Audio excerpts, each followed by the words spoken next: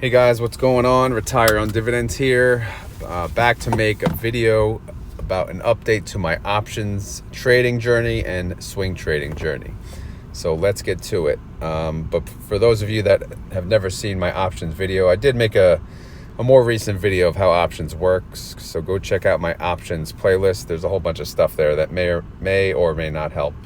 But yeah, go check it out. So as most of you know, I do the wheel strategy, which basically means I start with selling a put. If it gets assigned, then I'll sell a call. If that gets assigned, I'll sell a put again, and then repeat, and so on and so forth.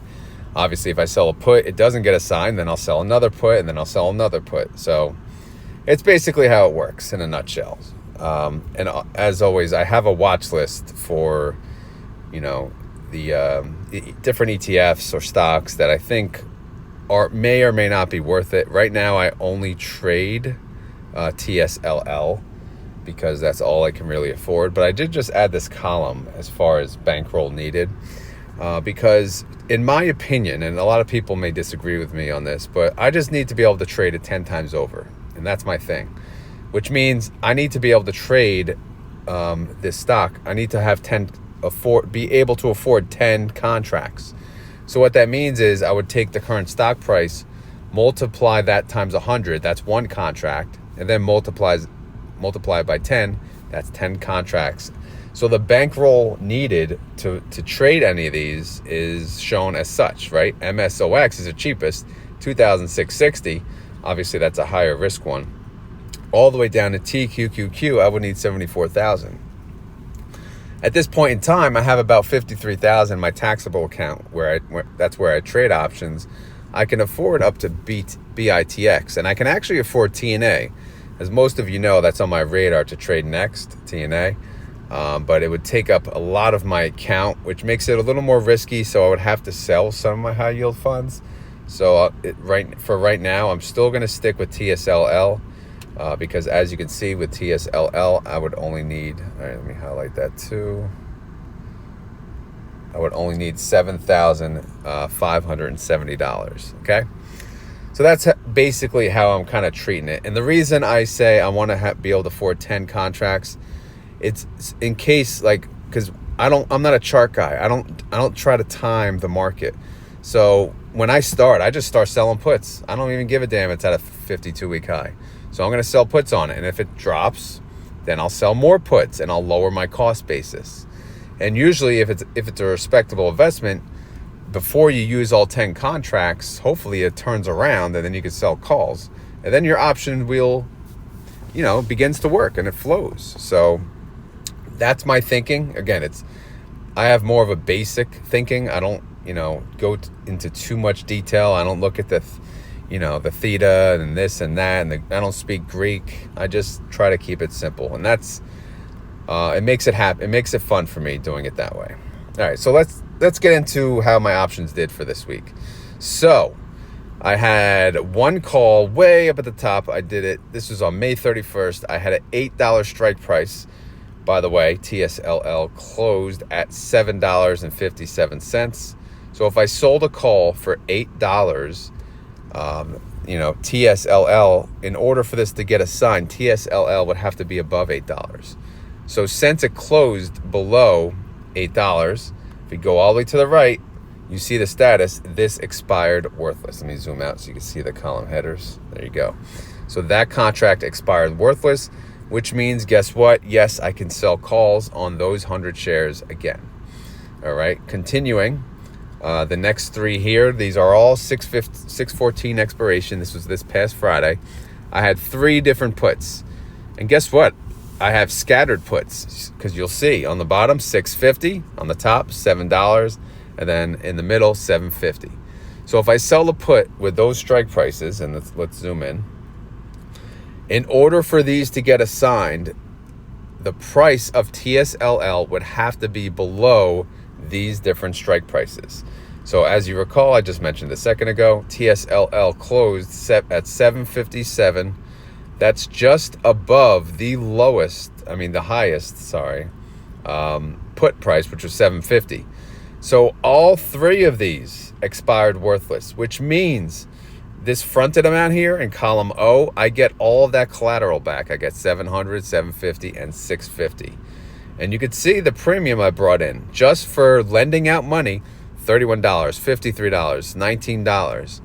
And these, the annualized rate I got for these were, various, but they're all over 100%, which is pretty damn good. So again, I'm loving it. I'm loving options. I'm selling puts. I'm not getting assigned. But guess what? Even if I got assigned, guys, it's a good thing because these are lower than my cost basis. All right, let's move on. I'm just keep it in order. So that's it actually for this week. So I had the call and then I had 3 different puts, none of which got assigned, right? They're all expired worthless. So again, I kept the 100 shares that I sold the call on, and then I kept all the collateral that I sold the puts on. So if I go to my account today, I'll see one less call, and then I'll see more cash in my account to play around with for next week. As you can see, 6/21, very busy, because the week prior, I had a call for 8 and then a put for 7. This past week, I did a whole bunch of crap. I sold a put for $7.50. I sold another put for $6.50, and then on the bottom, I sold another put for $7. So I did scattered puts again. I did the same strike prices that I did that expired this past Friday, all of which are below my cost basis. So again, I'm scattering the puts. Now for calls, I don't typically scatter them, but I go for the first strike above my cost basis. My cost basis is in between $7.50 and $8, so I have to choose $8 or higher. So I sold a call for $8, expiring on the 21st. I sold another one for $8, 21st, and then an $8.50 for the 21st. As you can see, how much premium did I earn? A decent amount. I was going to say a lot, but I know a lot of you are going to judge me on the amounts, but a decent amount. Let me scroll down if I can get this in the subtotal category here. So as you can see, that summed up to bottom left to $226 for 1 week. So anyway, what did they annualize at? Let's see. 234%, 117%, 205%, 246%, 207%, and 104%. And again, numbers like this, it's not possible unless you're doing options. And options, of course, it's risky, but it depends how you play it. I don't consider this risky. Obviously, if Tesla goes bankrupt, I'm going to lose all my money, but I don't see that happening. So I'm willing to trade with TSLL.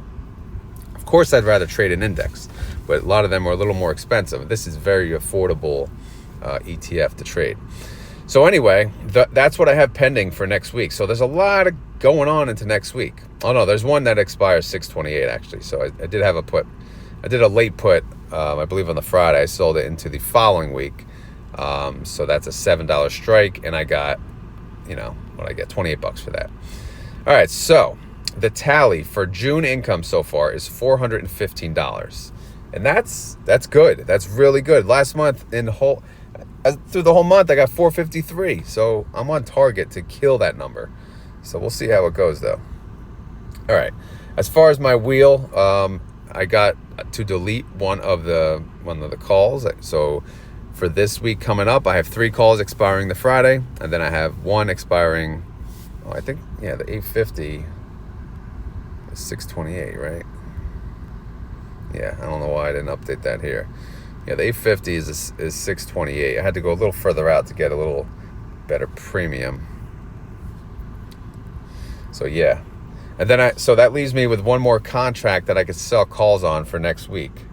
So for next week, I have cash to sell puts, and I only unfortunately have 100 shares to sell a call on. So if TSLL does nothing but go up next week, unfortunately, I'm only going to be able to sell one call. So I'm not going to be able to make a lot of income unless I can always decide to start wheel 2, right?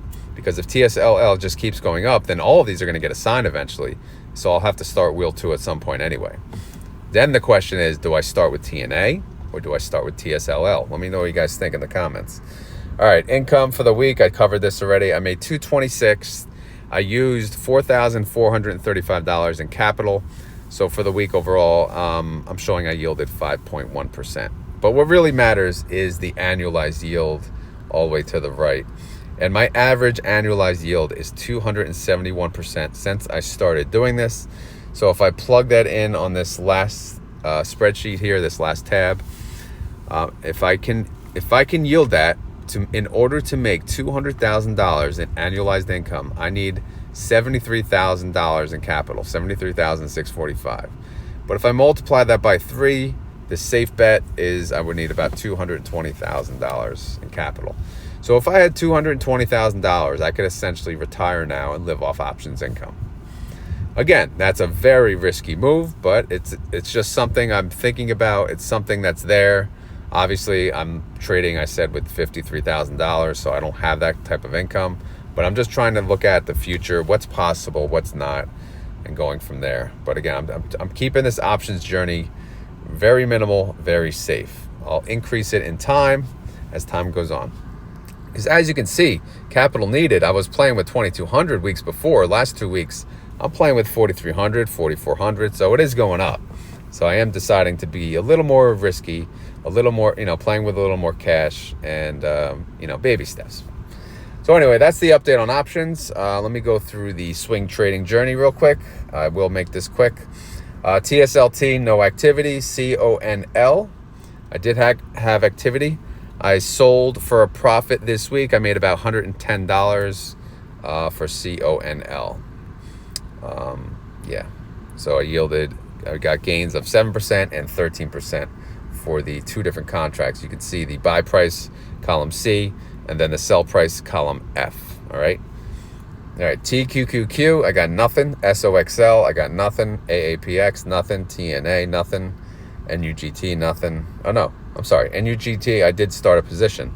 I bought 15 shares on 6/7, and I think that was the week before though. So I'm just sitting there. I guess I never had a chance to sell it, but yeah, I'm just sitting there. NVDX, nothing. DPST, nothing. TMF, nothing. Labu, I did start a position. I bought this one. I did buy this week for 113.09. It did dip pretty bad one day, so I figured I'd jump in. URTY, nothing. Google, nothing. Bitu, nothing. Yin, the problem child, is still hanging around, man. I bought some more this week. I'm averaging down. My average cost basis on Yin is $26.71. So I'm currently holding $4,407 on Yin. All right. Outstanding. Yeah, outstanding. Yeah, 4,407. That's more than typically I want into one fund. So as soon as Yin does flip green by at least 5%, I will say bye-bye and I will move on.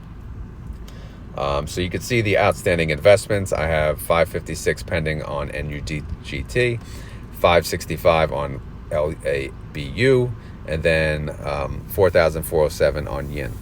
My June income is not really picking up as I planned.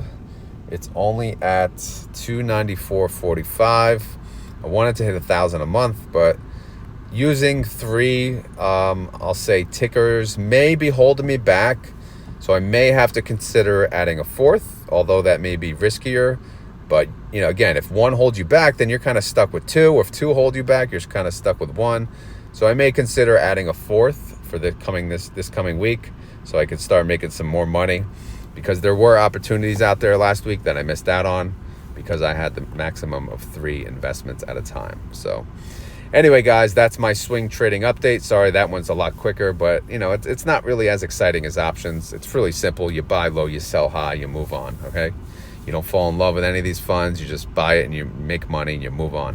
Options is a little more exciting, a little more involved, so that's why that part takes a little longer. And by the way, guys, as always, this is not financial advice. I'm not a financial advisor. This video is for fun and entertainment. So hopefully you had fun. Hopefully you're entertained. If not, I will try harder next week.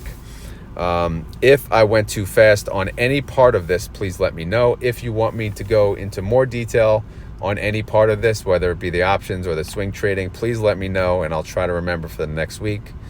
Or I'll make a note for myself, because I know it can be confusing. So if I can explain it a little better each time, I will. Okay. I think that's it. That's as far as the updates go. Stay tuned If you guys don't watch my daily videos, I actually have daily videos where I do update you on my current trades throughout the week. As far as my options, these aren't options videos, but these are like Yield Max videos where I talk about my trades for the week, which involves options and swing trading. All right, so stay tuned for that. That's pretty much it. So thank you guys for watching. If you don't mind, if you enjoyed this, hit the like button or the thumbs up, whatever you want to call it. If you have any questions, like I said, leave them in the comments. If not, we'll talk soon. All right, have a great day. Later.